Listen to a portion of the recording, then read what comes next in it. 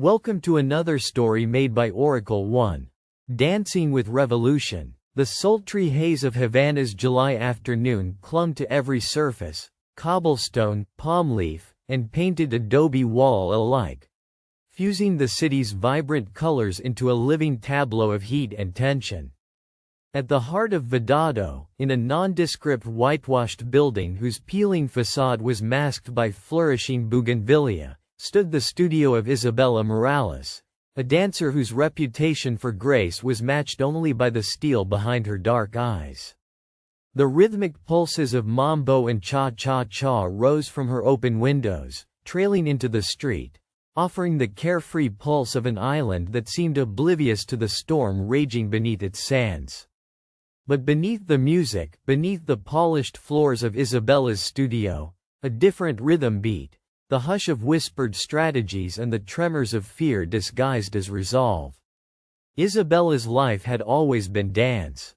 From the moment her feet first touched the dusty floor of the Havana Ballet Academy, she danced to live, and lived to dance. Her dark curls framed a face that could both captivate the glittering socialites hierarchizing Havana's night scene and enrapture the common people who came seeking brief solace from the weight of daily survival. Nightly, her performances pulled crowds into a kaleidoscope of passionate movement and shimmering skirts, but by day, Isabella's studio served a different purpose. In a small room behind the mirrored dance floor, concealed by a false wall, she hid men and women, young revolutionaries whose whispered plans could topple the regime of Fulgencio Batista. They came with fearful resolve, their eyes flickering nervously as they lay low beneath the skirts of revolution. Each day, Isabella's hands brushed the sweat from her dancing brow and then passed out maps, letters, and arms with practiced stealth.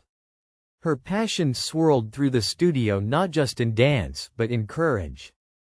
But when the regime's patrols intensified, and the fear of betrayal seeped into even the closest friendships, Isabella knew the lines would soon be drawn. She had to choose: dance for survival or dance with the flames of revolution. The first time the rebels came to Isabella was months ago, though it felt like a lifetime had passed beneath their shadows. Julio, a wiry man with sharp eyes and steady hands, had slipped into her studio after hours, a folded parchment tucked in his shirt. He spoke quietly, the kind of quiet that rushes the blood faster, of change, of justice, of a Cuba free from foreign puppetry and oppressive rule.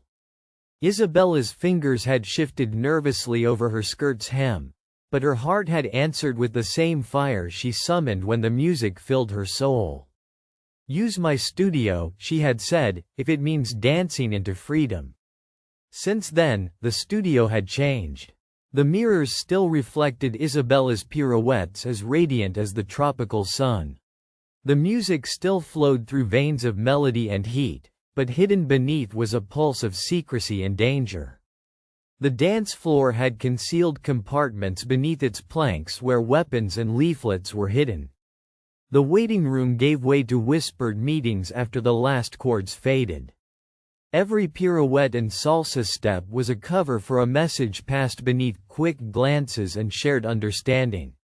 One humid evening, as the orange glow of the setting sun poured into the studio, Isabella was rehearsing a new choreography for the upcoming Carnival Week, a celebration the government flaunted to distract the people from their discontent.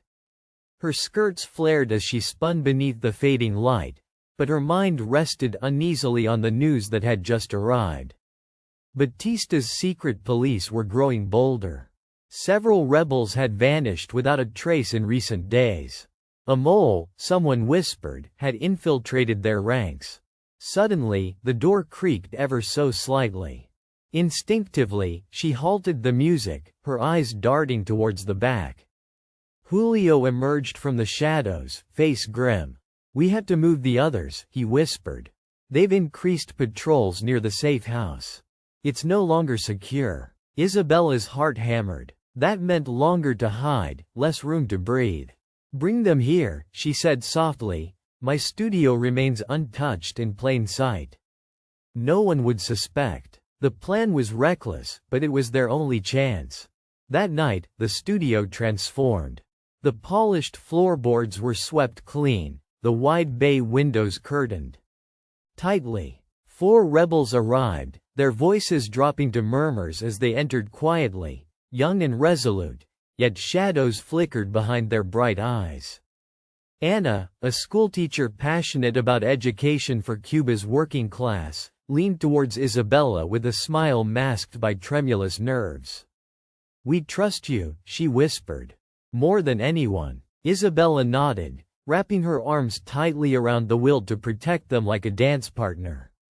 She thought of the lives dancing on the edge, the promise of change spun alongside peril. Days buried into one another. By daylight, Isabella taught dance classes, socialites, tourists, children, all oblivious to the dangers breaking out behind the studio walls. At night, the room behind the false wall thrummed with whispered debates about revolutionary cells, distribution of weapons, and plans for urban sabotage. Her world became a complicated choreography of deception, bravery, and dread. But truths have a way of pirouetting into the daylight. One humid afternoon, during a rehearsal break, a sharp knock sounded at the door. A man in a crisp commando uniform, his chest adorned with medals and badges, stepped in with an air of authority. He carried himself like the regime's iron fist personified. Isabella's stomach tightened. This was Lieutenant Rodrigo Alvarez, rumored to be ruthless and cunning, a man who sniffed dissent from miles away.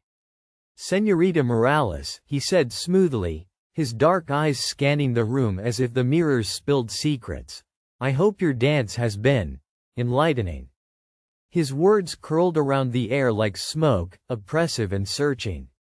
Isabella's fingers tightened on the hem of her blouse. "Of course, Lieutenant. Dance is life." Yet beneath the practiced politeness simmered the knowledge that he suspected far more than he let on. His visits had become frequent under the thin excuse of conducting cultural outreach. Each time he arrived, his eyes lingered too long on corners of the studio where rebels might hide. Each time, Isabella's smile bore a sharper edge beneath. Could she outmaneuver a man like him? Could she protect the dreams sketched in choreography and revolution alike? When Julio arrived at her doorstep, face pale and coated in sweat, the room around them seemed to suffocate with tension. "They're coming for the studio," he said in a voice cracking under pressure. "Tonight, we have to flee." Isabella's mind raced. If the secret police stormed the studio, they would find more than dancers. They would find evidence of rebellion, and those within would face brutal reprisals. But her heart loved this dance floor.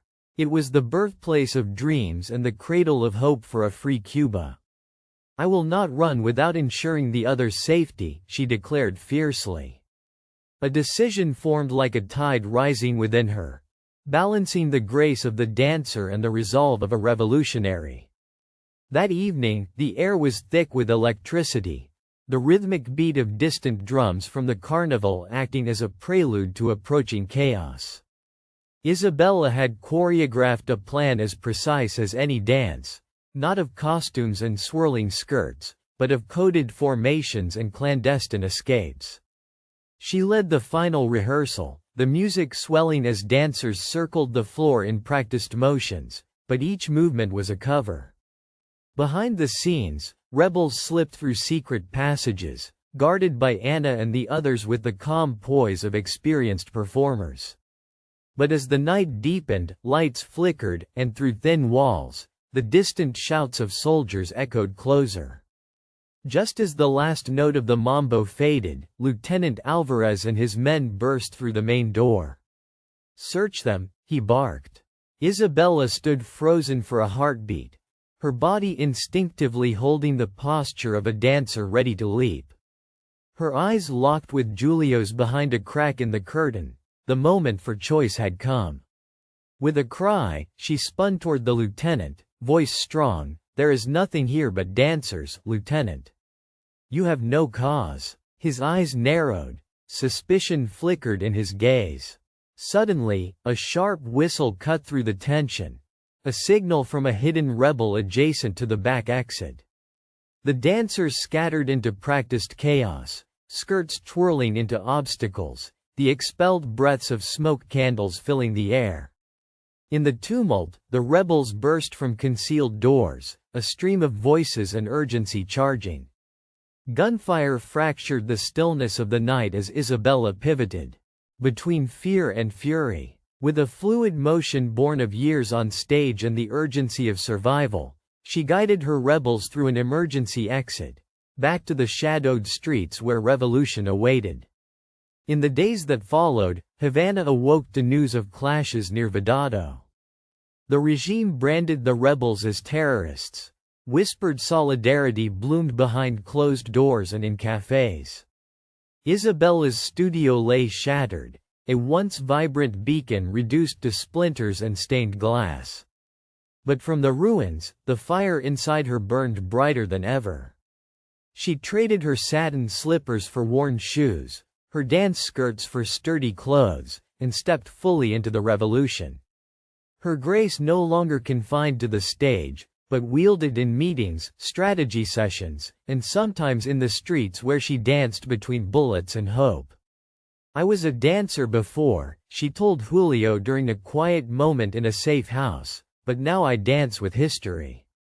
Her voice was resolute, carrying the weight of a Cuba yearning for freedom.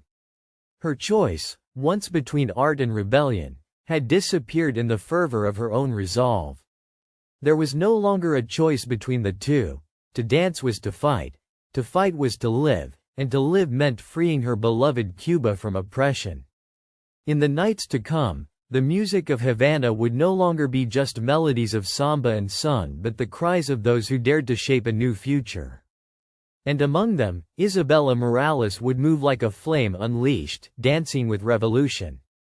For more stories, like and subscribe.